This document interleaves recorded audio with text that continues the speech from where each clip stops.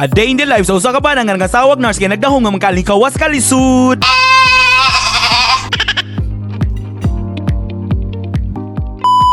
Laing adlaw, laing video na sad! Ay nahuman naman ang bakasyon ug natapos na sa ng pa-chill-chill ni Yeyet. Back to regular programming na sa taron!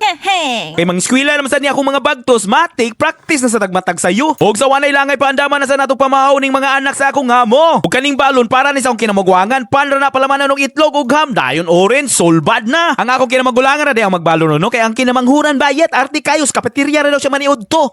Kasigi ratag a day in my life ani noon sa out man lisod pud og mag a day in their life taani. Klaro na kay taana og nagpaila ratang chismoso. Bitaw ako ra po ning gi-share unsay adlaw sa usa ka bana nga nangamuhan sa abroad. Dayon pasalamat lang kay kuno kay kaning mga anak sa akong amo kay mura na sa dago akong mga anak ba. Dayon akong amo mura na pud og akong asawa. Sumoto na sortehan na gyud ko nga nakakita ko ani nga klase nga employer.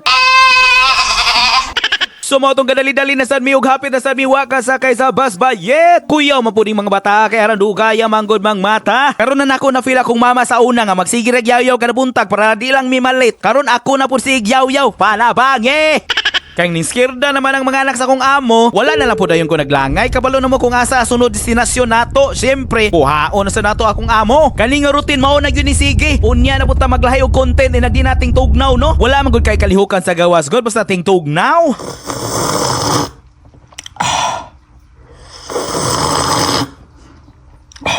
Kalame! Ahos? Kung ahos, ambot mabuhi ba ni? Ambot na lang og akong ahos mabuhi baka ne palabangi.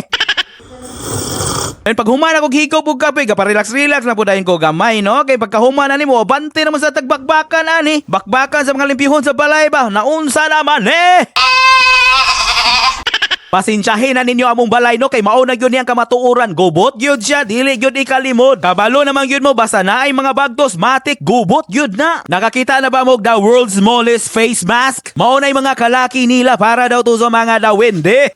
So mao to padayon lang gihapon tag panghinlo tama sa kabikog. Unya na siguro ta makaundag panghipo sa ni ilang mga gubot ug managko na ni sila. Pero ang kapait lang maabot ang panahon basing kita na po'y mingawon sa kagubot sa balay, inagmanagko na ni sila ug manglangyaw.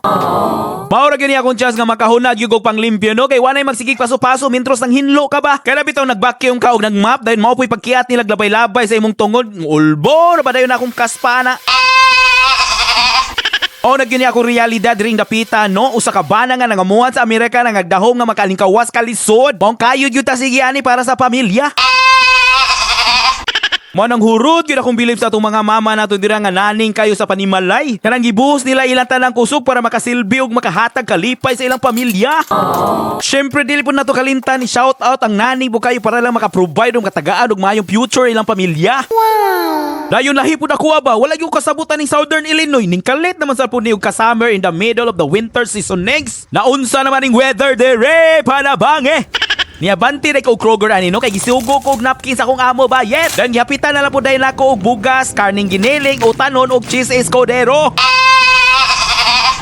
Dayon arang gopahar ba nako aning tayma? Pinaka-headband ang bayot with matching shorts and chinelas in the middle of the winter. Maing na nagyuta ani og damak sa laing lahi. Sumatong niuli na lang po dayon ko kay hapit na manguli akong mga anak gikan sa eskwelahan bayet. Unya magluto para ba ko? Kay kabalo na mo mangita na bagyud og makaon ni nag-abot nila sa balay. Wow! Dayon nakahinumdo pa mamo sa akong nadawat nga regalo atong Pasko. Mao na ni siya arang hamisa kaayo. Shout out sa imo bro, salamat kaayo. Usa din ni ka French door air fryer oven no. Bale 18 ka mga lain-lahing klase nga pagluto pwede ani. Og pwede po diri lutoon ang manok nga kinawat ni Rickmar dire. Atong putahi dayron kay magluto ko pang malakasan nga Taco Bell. Kay ni-request lagi ni mga anak sa kong amo nga mangaon lagi daw mig Taco Bell. Unya kay wala man tawo sweldo inyong yayo mon pangitangan na lang pud day nako pamaagi aron makakaon na pud sila pagpariya sa manang Taco Bell. Wow. Dayon medyo nagbinulog day ko gamay ana no. Dili man day kasaigo ang container sa atong air fryer, marong wala lang taw nako na gamit. Kani akong gihimo pawala ra ni sa mga crave sa akong mga bagtos no. Na magud usahay dili ta ka-afford ang mga pagkaon sa gawas. Maong naning na lang buta usahay para lang matagbawan na ilang mga crave sa kinabuhi panabangi. So mao tong ginahinayan na lang pud nako og plaster ang ginisa nga karne, cheese ug ang vegetables nga gitawag nila og lettuce. Dahil para mulami yun na og para murag yun na siya Taco Bell, imuha na siya butangan og sour cream. Mao na sekreto para nag-ingkit nimo makaingon jud kag mao ni Taco. Dayon imo na dayon ang hinahinayan og pilo dayon iduso-duso nimo gamay aron wala aragod ako rang iduso.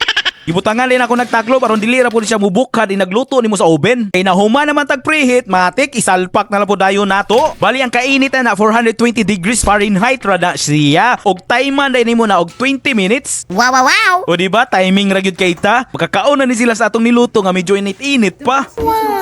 Dili din ni sila magdungan no kay nagtagsa man ni sila og bus basta ating panguli na og ambot nga no. Mao gigawas na lapod nako ang kinamanghuran kay basin unyag ilahos na pud sa driver nagmakita nga walay gaatang sa tugkaran.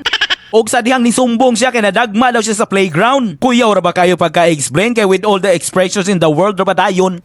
Ako ra pud giingnan nga okay ra na butangan ra nato nagduga sa kamunggay. Tambalan ra nato nagbinisaya, wag tang lagi na. Dayon gihinambog, excited po dayon siya sa iyang regalo nga nadawat gikan pa daw na sa iyang teacher. Guys, guess what? Dayon kinaabot naman sila og kumpleto na ang cast. Ako na lang po dayon gihawas ang akong gibek aron masugda na dayon nila nag-ingkit ning pagkauna. Pásale a comerte un taco, si tu antojo es de aquellos. Pásale a comerte un taco, si tú eres de los buenos.